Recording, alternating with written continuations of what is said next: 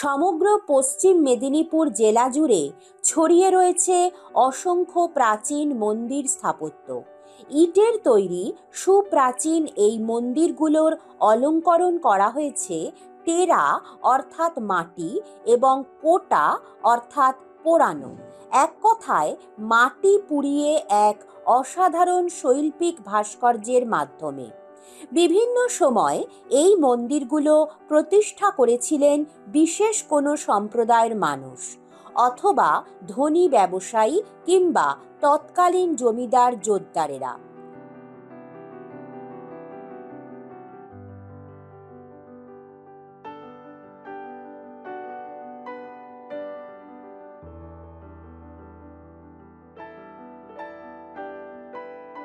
অতুলনীয় সবুজ প্রকৃতির মধ্যে দিয়ে চলতে চলতে আজ আমরা চলে এসেছি পশ্চিম মেদিনীপুর জেলার বড়চমকা গ্রামে। খড়গপুর লোকাল থানার অন্তর্গত এই গ্রামে মন্দির স্থাপত্য। স্থানীয় নাগ বংশের পারিবারিক এই মন্দিরটি শ্রীধর জিউয়ের মন্দির নামে পরিচিত।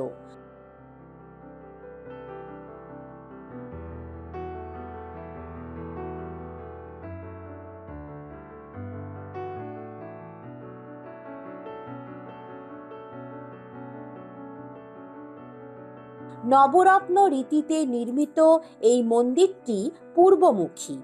ভূমিতল থেকে বেশ উঁচু প্রদক্ষিণ পথ যুক্ত একটি ভিত্তিবেদির ওপরে স্থাপিত। এই মন্দিরের সামনের দেওয়ালে প্রচুর টেরাকোটার মূর্তিফলক লক্ষ্য করা যায়। ত্রিখিলান যুক্ত প্রবেশপথের ওপরের অংশে ধনুকাকৃতি কার্নিশের সমান্তরালে ও দুধারের উল্লম্ব সারিবদ্ধ কুলুঙ্গিতে বৈচিত্র্যপূর্ণ এই ফলক চিত্রগুলো মন্দিরটির শ্রীবৃদ্ধি করেছে।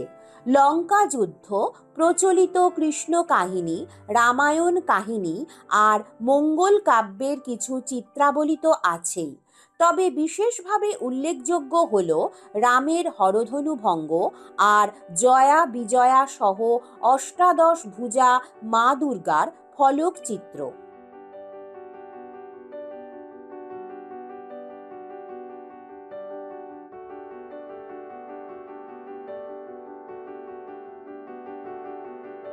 মন্দিরটির প্রতিষ্ঠাতা হিসেবে অযোধ্যা রাম নাগ ও স্থপতি ঠাকুরদাস শীলের নামসহ একটি প্রতিষ্ঠা লিপি চোখে পড়ে।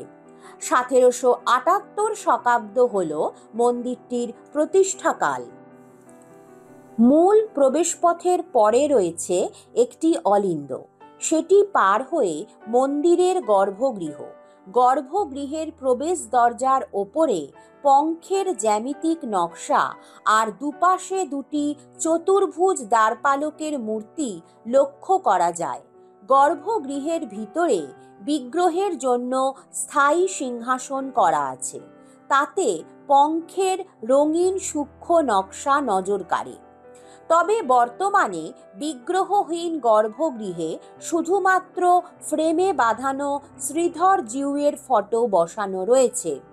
দরজার কাঠের পাল্লা দুটিতে অতীতে সূক্ষ্ম দারু ভাস্কর্য থাকলেও বর্তমানে তার খুবই সামান্য অংশ টিকে রয়েছে।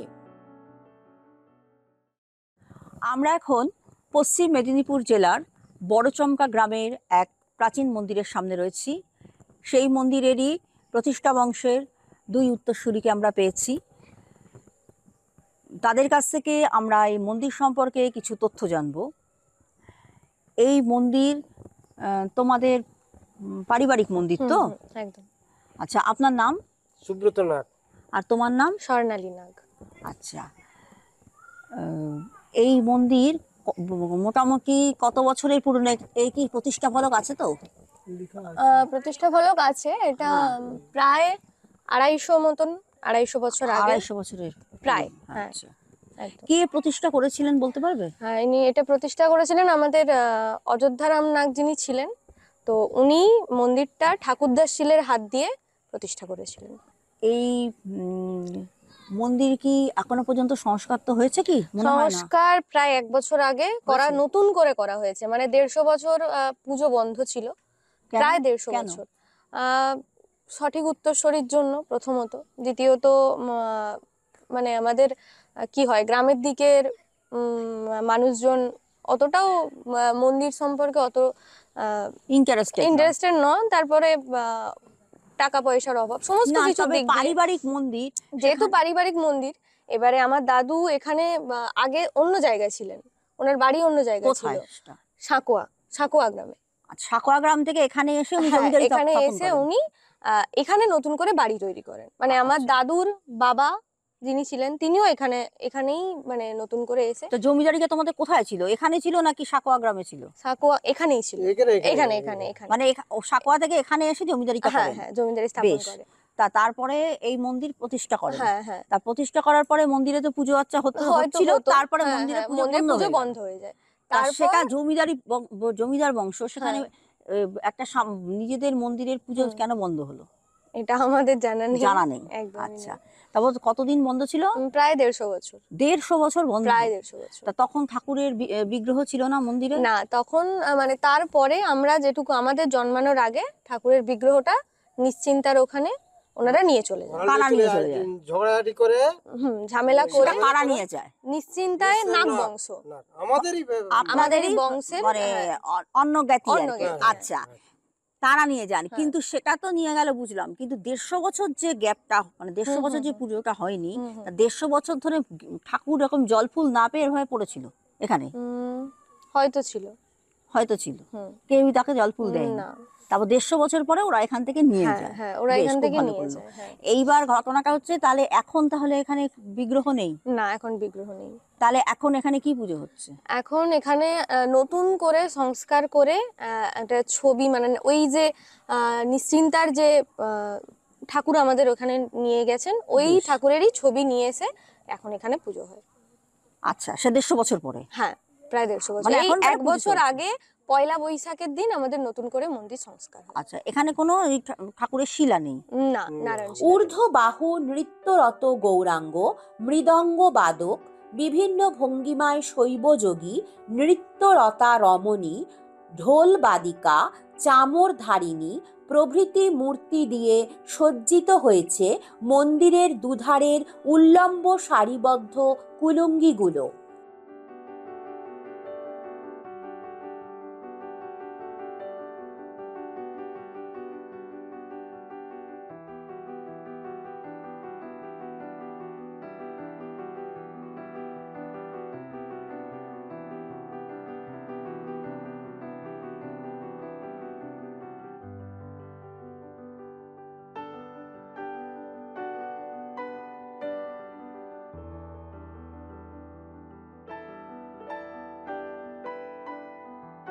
জানা গেল পুরো মন্দির প্রাঙ্গণটি আগে ইটের প্রাচীর দিয়ে ঘেরা ছিল, তবে তা ধসে পড়ে গেছে এখন।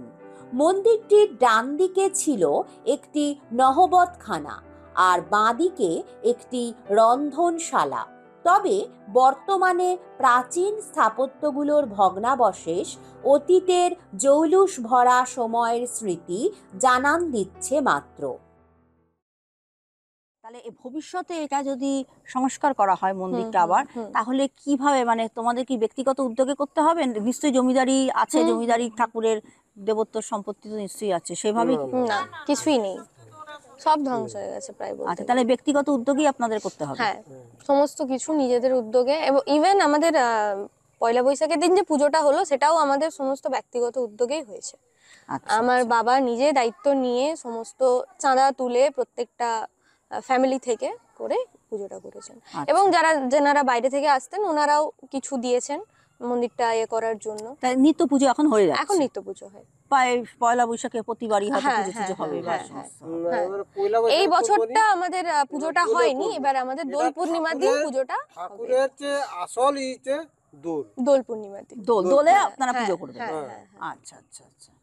আর জন্মাষ্টমীর সময়ও হবে, মানে এবারে নতুন করে হবে। আর প্রত্যেকদিন ওই পূর্ণিমাতে পুজো হয়, তাছাড়াও নিত্য পুজো, দোল আর জন্মাষ্টমী। হ্যাঁ, আচ্ছা। এছাড়াও মা জেম্মারা প্রত্যেকদিন।